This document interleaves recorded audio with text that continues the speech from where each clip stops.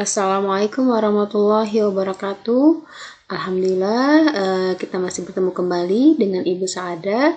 Kita melanjutkan tentang bab laju reaksi ya.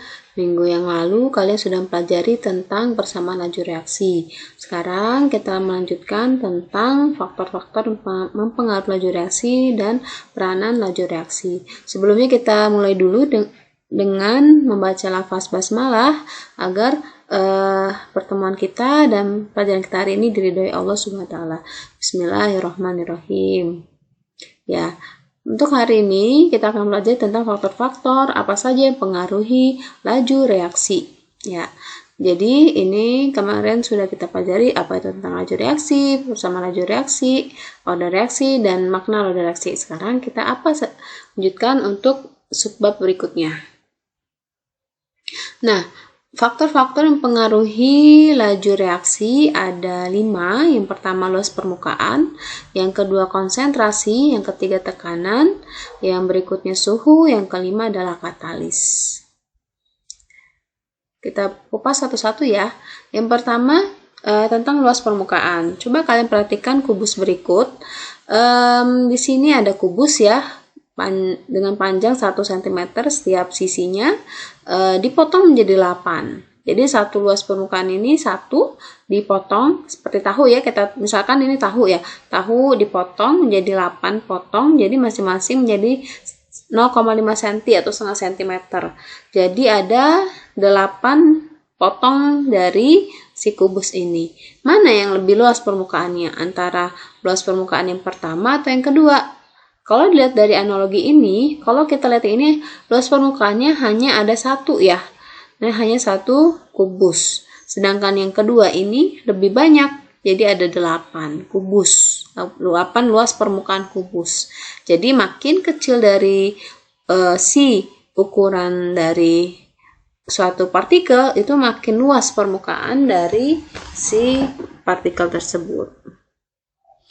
Nah, berikutnya, pengaruh luas permukaan itu seperti apa? Jadi, kalau semakin besar luas permukaan, artinya itu akan semakin halus bentuk reaksinya, sehingga semakin besar bidang sentuh dan peluang terjadinya reaksi bertambah. Jadi, semakin besar luas permukaan, laju reaksi akan semakin besar. Nah, kalian lihat di sini ada fenomena jalanan ya, jalan yang teratur, rapi, tidak berdesak-desakan, tidak macet ya, tapi dia tetap berjalan dengan teratur. Nah, lihat yang berikutnya. Wow, ini sangat padat sekali. Jadi sangat tidak teratur dan saling bertabrakan. Jadi manakah yang memiliki peluang terbesar terjadi tabrakan? Ya, tentunya adalah jalanan yang padat. Nah, hubungannya dengan apa? Jadi itu adalah dengan pengaruhnya konsentrasi reaksi terhadap laju reaksi. Jadi semakin besar konsentrasi, semakin banyak molekul reaksinya. Jadi semakin besar konsentrasi reaksi, laju reaksi akan semakin besar. Contohnya tadi seperti mobil yang bertabrakan tadi ya, karena semakin banyaknya konsentrasinya, yaitu mobil ini konsentrasi dari suatu reaksi. Jadi akan mudah untuk bertabrakan, maka laju reaksi akan semakin besar. Nah, pengaruh tekanan terhadap laju reaksi. Coba kita lihat yang berikutnya. Ini tekanannya tidak terlalu tinggi ya. Jadi dia cukup segini. Maka partikel-partikel yang dalam tabung ini dia semakin luasa dan tidak mudah saling bertabrakan. Sedangkan yang gambar yang kedua, kita tekan, jadi tekanan dalam sini semakin tinggi.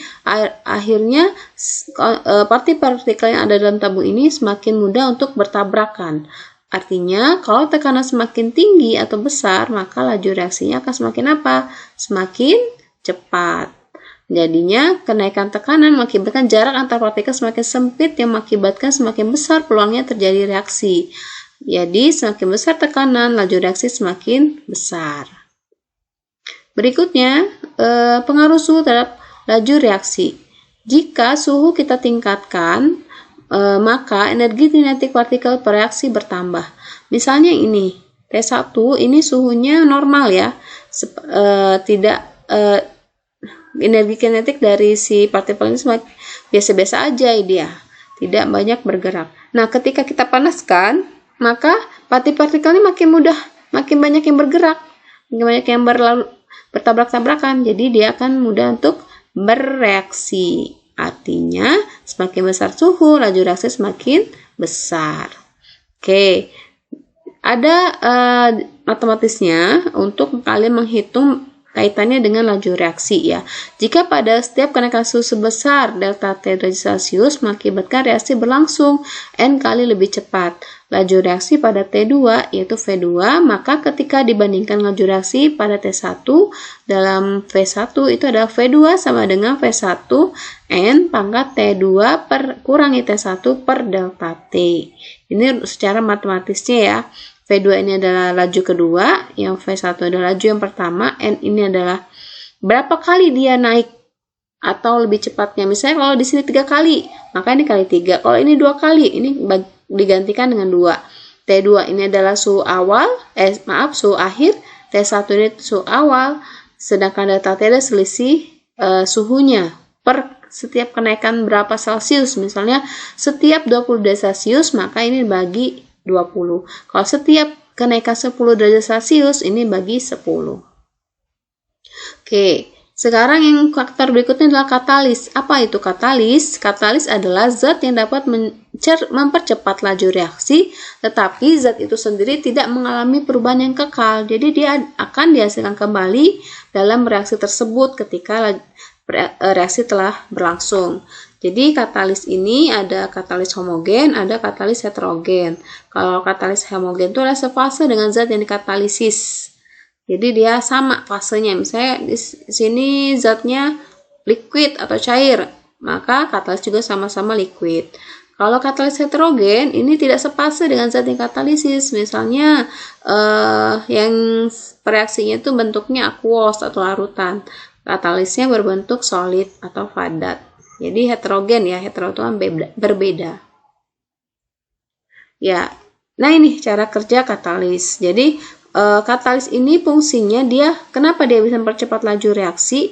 Karena ini ya, kalau kita lihat A tambah B menjadi AB, ini A tambah B menjadi AB itu energi potensialnya tinggi sekali dia. Jadi dia harus melampaui ini dulu, baru dia akan menghasilkan produk C plus D. Sedangkan yang katalis, ini A plus B menjadi X dulu, kemudian X menjadi Y, maka dia langsung menjadi C plus D. Jadi dia menurunkan energi aktivasi ini. Jadi akan lebih cepat ya maksudnya dia akan terbentuk ya.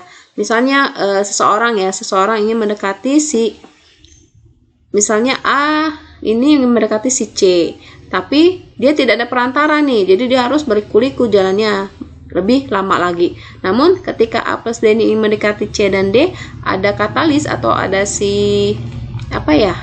yang mencomblangi, jadi akan lebih cepat dia untuk saling berkenalan gitu. Istilah seperti itu. Katalis itu dia ingin mempercepat laju reaksi atau secara lebih cepat. Ingatnya seperti mak comblangnya gitu ya, dianya si katalis ini. Oke. Jadi suatu reaksi akan berlangsung jika terjadi tumbukan-tumbukan antar partikel zat-zat bereaksi.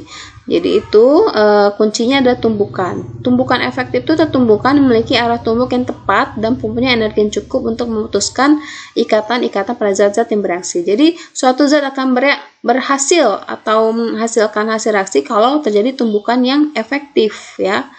Tumbukan efektif itu tadi di sini ya kita lihat A2 tambah B2 menjadi A2AB. Jadi A plus B ini mengalami tumbukan tapi dia tidak saling bertemu. Berarti ini tidak berhasil, tidak menghasilkan hasil reaksi. Ketika A dan B bertumbukan, dia menghasilkan AB, AB, 2AB. Jadi inilah yang dinamakan tumbukan yang efektif. Syarat tumbukan efektif yaitu arahnya yang tepat, energinya yang cukup.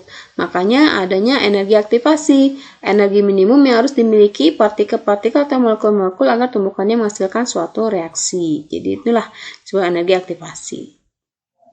Nah, secara ringkasnya, jadi faktor-faktor tadi ada konsentrasi, luas permukaan, suhu, dan katalis. Kalau konsentrasi itu kenapa dia makin tinggi konsentrasi? Karena makin banyak jumlah partikel yang ada di dalamnya sehingga tumbukan efektif makin banyak terjadi dan reaksi berlangsung dengan cepat. Sedangkan luas permukaan, kenapa dia bisa permukaan makin besar? Maka singgungan antar reaksi makin besar sehingga tumbukan efektif makin banyak. Laju reaksi pun meningkat. Faktor suhu, kalau suhu dinaikkan, energi kinetiknya makin bertambah. Gerakannya makin acak dan cepat dan sehingga reaksi akan makin cepat berlangsung. Katalis itu dapat mempercepat laju reaksi tanpa ikut bereaksi. Bahasa sederhananya seperti mak comblang tadi ya, yaitu bisa menurunkan energi pengaktifan. Oke, sedangkan untuk peranan katalis ini dalam makhluk hidup dan industri sangat penting sekali. Misalnya di dalam tubuh kita itu ada enzim amilase. Ya, bayangkan kalau kita tidak punya enzim amilase dalam air liur itu tidak ada yang bisa memecah amilo menjadi maltosa atau gula-gula yang lebih sederhana. Jadi enzim amilase ini ada di air liur kita yang bisa memecah amilo menjadi maltosa. Jadi bentuknya yang lebih sederhana, yang mempercepat ya reaksi dalam tubuh kita. Sedangkan dalam industri itu bisa digunakan dalam pembuatan asam sulfat, yaitu digunakan katalis vanadium pentaoksida ya. Kemudian pada pembuatan margarin dari minyak kelapa digunakan katalis nikel. Ada juga pembuatan asam nitrat melalui proses Oswald digunakan katalis platinum rhodium. Jadi katalis ini sangat banyak digunakan dalam industri agar reaksi itu mudah berlangsung dan cepat. Jadi biayanya juga makin rendah dalam industri ya.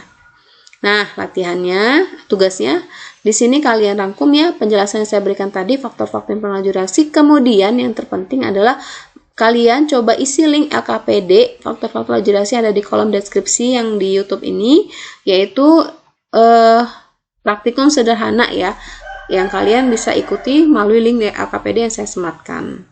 Oke, mungkin ini bisa saya sampaikan. Jika ada pertanyaan bisa kalian WA saya langsung atau kolom chat di kolom YouTube ini. Terima kasih. Assalamualaikum warahmatullahi wabarakatuh.